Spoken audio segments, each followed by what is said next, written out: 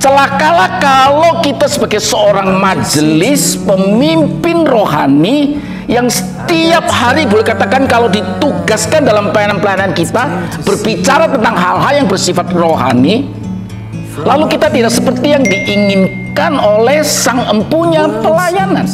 Shalom, para pelayan khusus yang dikasih Tuhan Yesus, yang terpilih dan akan menjabat di tahun pelayanan 2023 hingga 2025.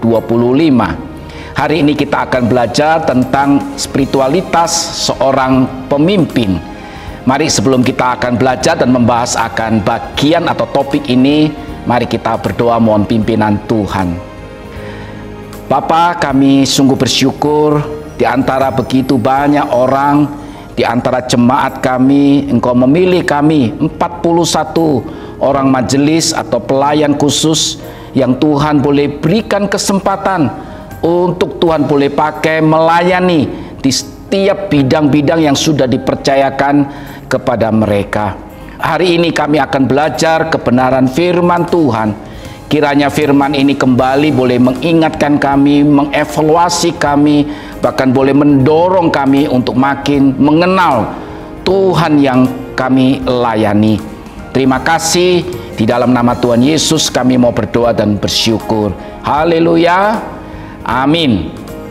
Mari kita akan membaca, saya undang kita untuk boleh melihat satu bagian firman Tuhan dalam Yohanes pasal 15 ayat ketiga hingga ayat kelima saja.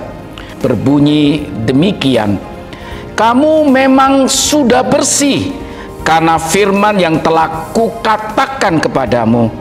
Tinggallah di dalam aku dan aku di dalam kamu. Sama seperti ranting tidak dapat berbuah dari dirinya sendiri kalau ia tidak tinggal pada pokok anggur. Demikian juga kamu tidak berbuah jikalau kamu tidak tinggal di dalam aku. Akulah pokok anggur dan kamulah ranting-rantingnya. Barang siapa tinggal di dalam aku dan aku di dalam dia, ia berbuah banyak. Sebab di luar aku, kamu tidak dapat berbuat apa-apa. Saudara yang dikasihi Tuhan Yesus, para pelayan khusus yang Tuhan boleh percayakan untuk kita boleh melayani. Hari ini kita berbicara tentang kerohanian seorang pemimpin.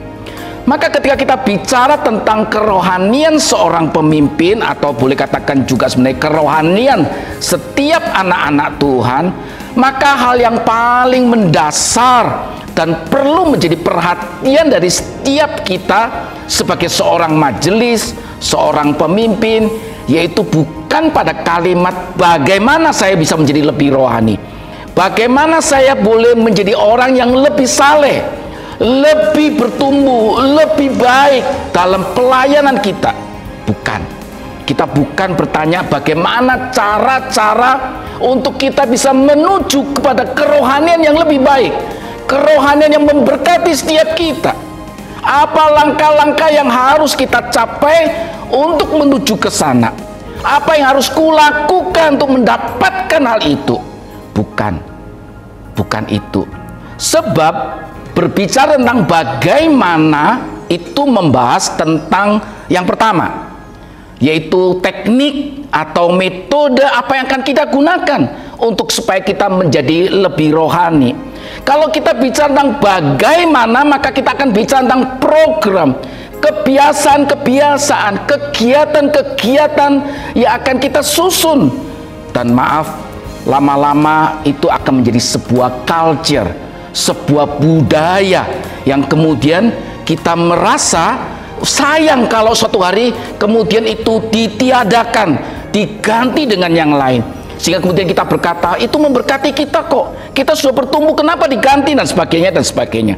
Lalu kita menjadi berdebat bukan pada esensinya, tetapi kepada hal-hal yang di permukaan saja, metode, bahan dan sebagainya. Akhirnya kalau kita bicara pada bagaimana untuk kita bisa meraih hal-hal seperti itu, maka kita akan kemudian menjadi sesuatu yang tidak kemudian membawa kita lebih bertumbuh.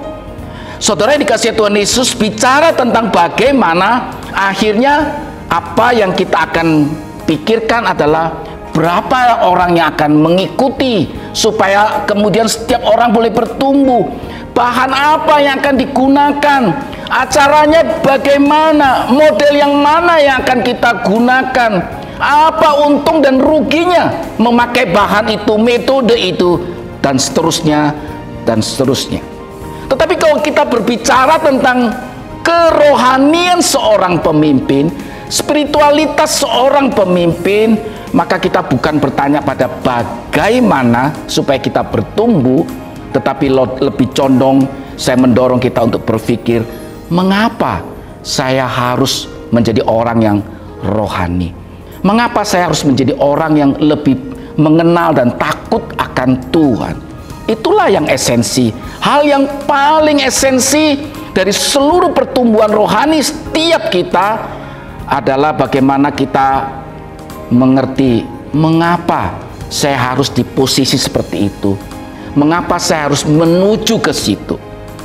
Memang kalau kita melihat di dalam ayat yang kedua, dalam Yohanes pasal 5 ayat yang kedua dikatakan, setiap ranting padaku yang tidak berbuah dipotongnya, dan setiap ranting yang berbuah dibersihkannya, supaya ia lebih banyak bertumbuh.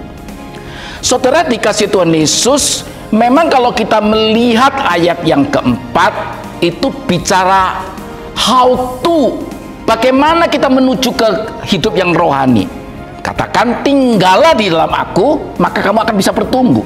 Tetapi kalau kita melihat ayat yang kedua tadi, kita disadarkan dan diingatkan bahwa mengapa kita harus bertumbuh, yaitu supaya kita hidup menjadi sebuah hidup yang berdampak bagi orang lain, yaitu apa yang disebut dengan berbuah. Saudara dikasihi oleh Tuhan Yesus, celakalah kalau kita sebagai seorang majelis pemimpin rohani yang setiap hari boleh katakan kalau ditugaskan dalam pelayanan-pelayanan kita berbicara tentang hal-hal yang bersifat rohani, lalu kita tidak seperti yang diinginkan oleh sang empunya pelayanan. Ironi bukan? Kita hidup di dalam sebuah yang namanya bidang kerohanian, tetapi esensinya kita tidak mengenali. Kita tidak mengerti apa yang menjadi kehendak Tuhan, sang empunya pelayanan itu. Tujuan kita bertumbuh, tujuan kita menjadi lebih baik, lebih saleh, lebih menjadi berkat bagi banyak orang, lebih rohani. Semuanya bukan untuk diriku, bukan untuk aku, tetapi melalui hidup kita yang sudah bertumbuh, melalui kehidupan yang kita makin hari makin takut akan Tuhan, orang lain merasakan karya Tuhan dalam hidup kita yang boleh mengubah hidup kita, mengubah karakter kita. Sehingga kalau saya bisa berkarya, saya bisa melayani, orang lain diberkati oleh pelayanan saya, biarlah karya itu bisa dirasakan oleh orang lain, dinikmati orang lain, dan akhirnya orang lain tahu bahwa semuanya oleh karena Tuhan yang sudah mengubah hidupku, yang sudah mentransformasi hidup saya. Jadi akhirnya kita disadarkan bahwa mengapa kita harus bertumbuh, mengapa kita harus lebih rohani, yaitu supaya kita diberkati untuk kemudian memberkati orang lain.